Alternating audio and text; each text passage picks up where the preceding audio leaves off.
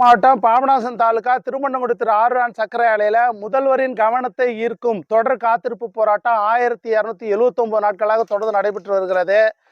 மாண்பு முதலமைச்சர் திரு விஜய் அவர்கள் நான் விவசாய கடன் தள்ளுபடி பண்றதை பத்தி தேர்தல் அறிக்கையில் சொல்லியிருந்தாங்க. ஆனா தேர்தல் அறிக்கையில் சொன்னது ஒன்றும் செய்யறது ஒண்ணுமா, இவரும் மற்ற முதல்வர் மாதிரியே இருக்காரு.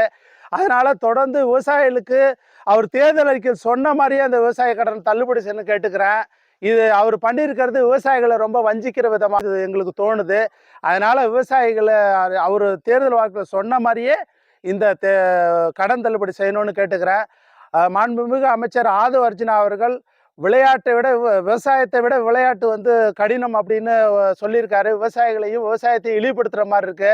அதனால இந்த மாதிரி பதிவுகளை அவர் தவிர்த்துக்கணும். ஒரு நாள் அவர் விவசாயம் செஞ்சு பார்த்துட்டு அவர் எது சரி எது கஷ்டம்னு அவர் சொன்னால் கொஞ்சம் நல்லா இருக்குன்னு கேட்டுக்கிறேன். தஞ்சாவூர் மாவட்டம் பாபநாசம் தாலுகா திருமணங்குடி திரு ஆறுரான் சர்க்கரை ஆலை முன்பு முதல்வரின் கவனத்தை ஈர்க்கும் தீர்மானம் இன்றுடன் 1279 நாட்களாக தொடர்ந்து நடைபெற்று கொண்டிருக்கிறது. இப்போ நம்ம முதலமைச்சர் அவர்கள் ஒரு கடன் தள்ளுபடி என்று ஒரு விவசாயிகளுக்கு மிகவும் வேதனைக்குரிய ஒரு இதை பதிவை போட்டிருக்காங்க. கடன் தள்ளுபடினா ஓரளவுக்கு மக்களுக்கு நல்லது நடக்கணும். ஆனால் இந்த கவர்மெண்டால் அந்த ஒரு வாய்ப்பு இல்லை.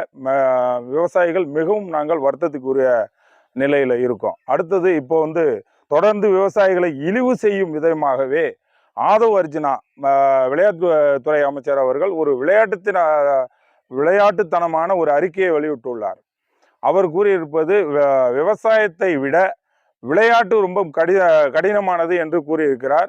விவசாயத்துக்கு விளையாடுவதற்கு தெம்பே நம்ம விவசாயத்தின் மூலம் கிடைக்கக்கூடிய உணவு மூலமாக தான் கிடைக்கும். இதை கூடவா அவர் தெரிஞ்சிக்காம ஒரு மந்திரி பதவி வாங்கியிருக்காங்க.